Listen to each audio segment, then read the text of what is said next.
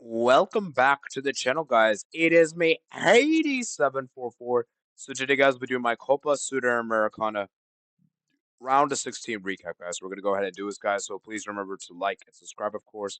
And we're going to go through all 8 of the games, guys. And then, of course, we'll have our quarterfinal predictions in a month from now. So let's start with the first game we got here. It is Rosario Central and Fort Laza, man. Fort Laza, man. Fantastic result. They got the draw and the needed on the first leg at away. And I think this was a close game. Obviously, Fortaleza took the lead there. Great goal there from Mariano, scoring the goal there. And then obviously Rosario Central equalizer from Sandes. And there was pretty much a back and forth game. You can maybe argue Rosario Central were better.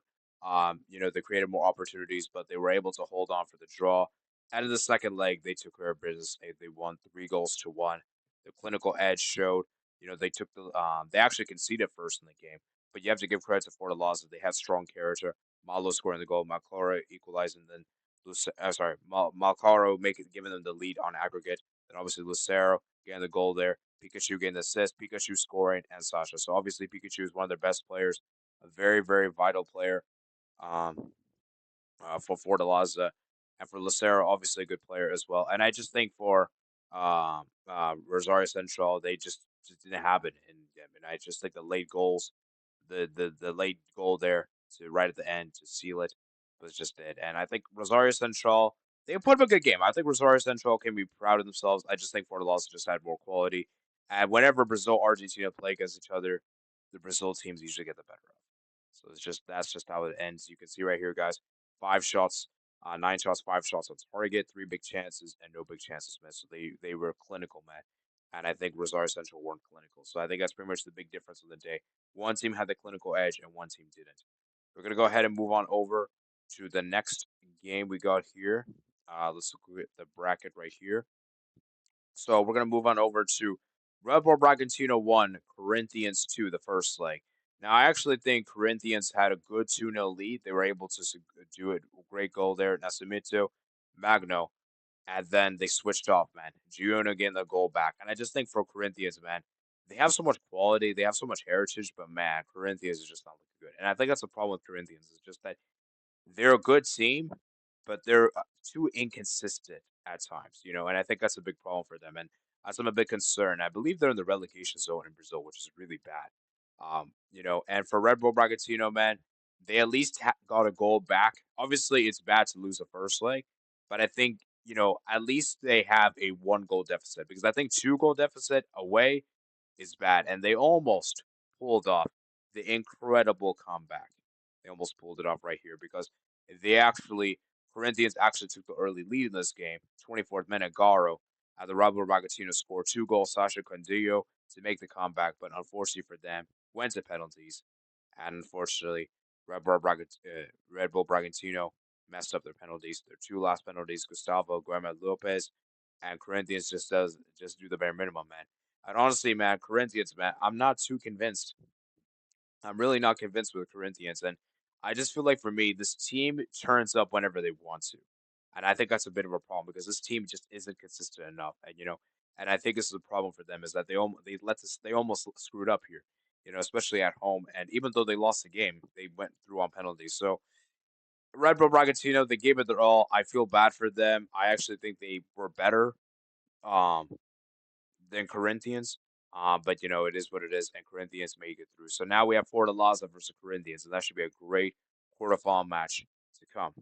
Now let's go ahead and go stick on this side and shout out to Lanos, because what Lanos did was incredible to get a victory away in Ecuador. And remember, guys, this is the defending Copa Sudamericana champions. To get a victory away in Ecuador is a pretty big statement. It's a pretty big statement. And you look at the amount of saves the goalkeeper do. Gonzalo Valle had to make 7 saves. Guys, this could have been a destruction. Guys, this could have been humiliation, because Quito were really bad.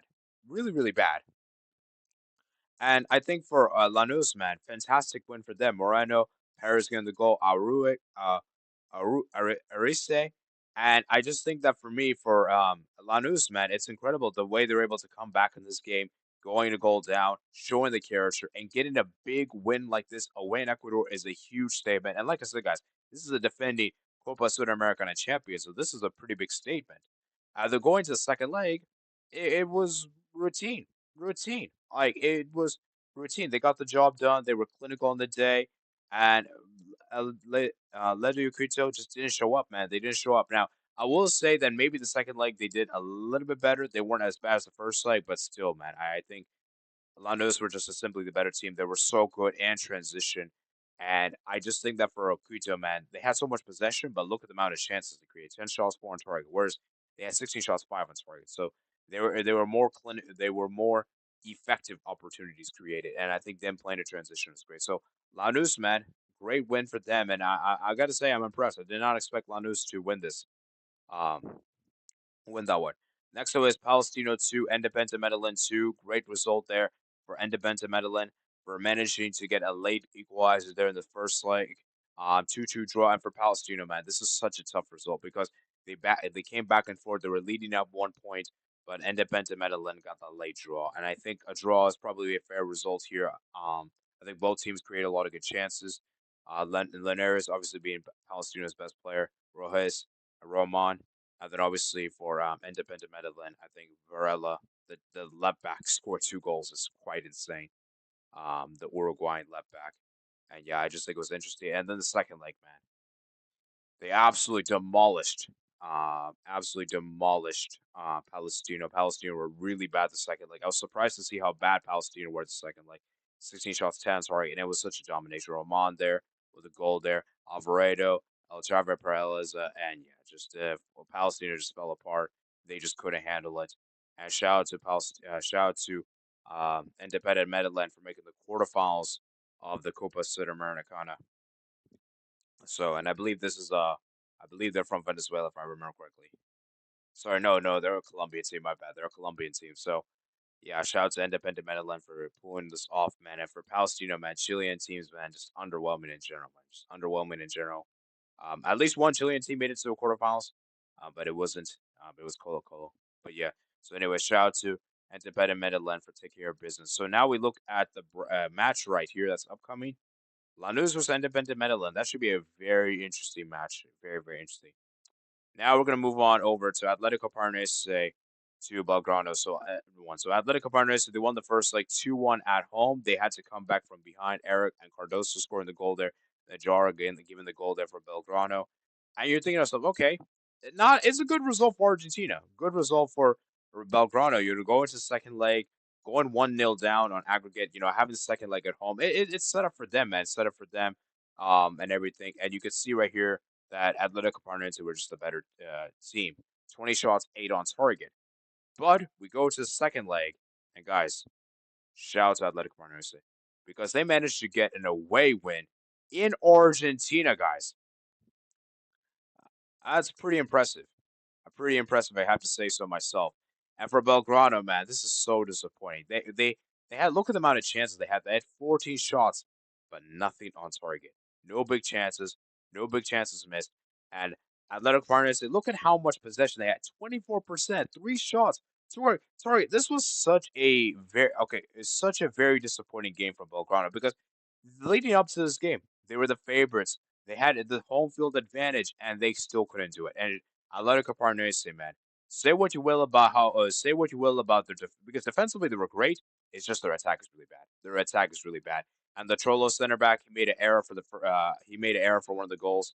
And I just think that for Belgrano, man, it's just very disappointing. This was such a lost opportunity. And this was such a great opportunity, having the second leg at home. And we talk about how Brazil beats Argentina. Well, this was a great opportunity for Argentina to beat Brazil because the second leg was at your crib, was at your stadium, and you couldn't get the job done, man.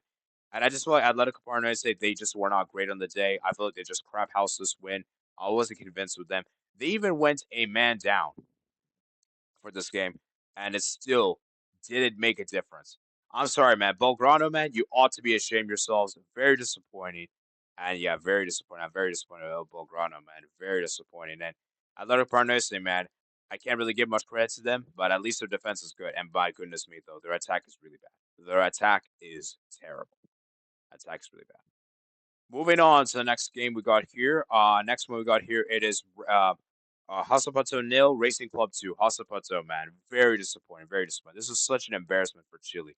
You're losing 8-1 on aggregate. to Racing Club. I know Racing Club is a good team, but Racing Club isn't. You can't be losing 8 goals, conceding 8 across 2 games. It's just really bad. And you look at the stats right here, man. 19 shots, 5 on target. They didn't even have a single shot on target. It was just terrible. On the second leg, guys, the second leg was even worse. It was 6-1, guys. 6-1. Very, very bad. And Hasselbato, the only saving graces they have is, the goalkeeper. They missed a penalty. Other than that, that's pretty much it. Hasselbato, very disappointing. They ought to be ashamed of themselves. And yeah, man, so shout out to Racing Club for getting that huge win there for that. So looking ahead right here, guys, we have our quarterfinals right here. That's a very interesting one, man. That's a very interesting one. Next up, it is Libertad versus Sportiva Almano. I honestly thought Libertad were the better team and the first leg, and they should have won this game. Sportiva Almano's goalkeeper came up clutch, made a lot of saves. Rossi made a lot of saves. Samaduyo opened the scoring. Then Libertad equalized their Espazinoso. And yeah, I just thought Sportiva were just Sportiva Rossi just was clutch. And in the second leg, it was very underwhelming. Second leg was really bad. It was a 0-0 draw. Not much to speak of there, and Libertad won on penalties. So Sportiva went down they had a red card towards the end, not really meaning much. And of course, once again, man, Rossi, man of the match, man. So shout out to him, man, for keeping this game alive. And for Libertad, man, um, shout out to them for making it through. And then for the final match, guys, the final match we got here, it is Cruzeiro versus Boca Juniors. Now, I actually think Boca Juniors should have won the first leg by a bigger margin. Boca Juniors should have finished off the tie the first leg. They had so many chances. They had 11 shots, 3 on target, but they couldn't score the second goal. Because I think had they scored the second, potentially even the third, I think I think Boca Juniors would have advanced. And Cavani, man, he's such a clinical player. The guy's goal scoring is insane. He's been one of their best players. I just thought Cruzeiro, man, they were just pretty much defensive in this game. They were just parked the bus. Then the second leg comes around, and you got to give credit to Boca Juniors because they went down a red card early in the game. Literally the second in the game, Advincula gets a red card, and then it's a horrendous mistake by their backup right back who came on. I believe it's Figal, and it's a bad mistake there. And Matheus Henrique equalizes there on aggregate, and then Wallace scores a rebound there. But credit to Boca, they showed character, they showed resilience by getting that goal there.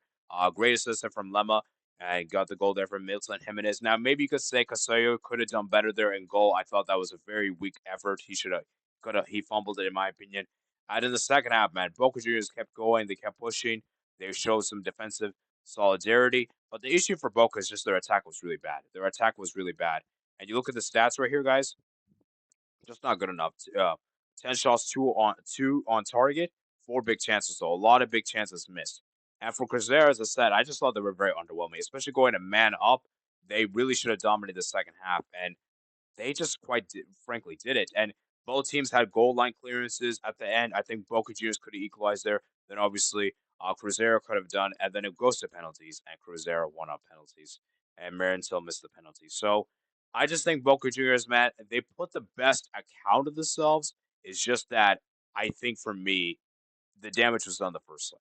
And I think had they had won the first leg by a bigger margin, then the second leg wouldn't have been as bad because I think Cruzeiro were not great on the day. I thought they were very underwhelming on the day. And I just think Boca Juniors really just disappoint. Boca just really underperformed the first leg. So, but shout out to Cruzeiro, man, for getting it through. So that is pretty much my recap, guys, of the round of 16, guys. I'll be doing my predictions video for the quarterfinals in a month from now. So please remember to like and subscribe if you guys did enjoy.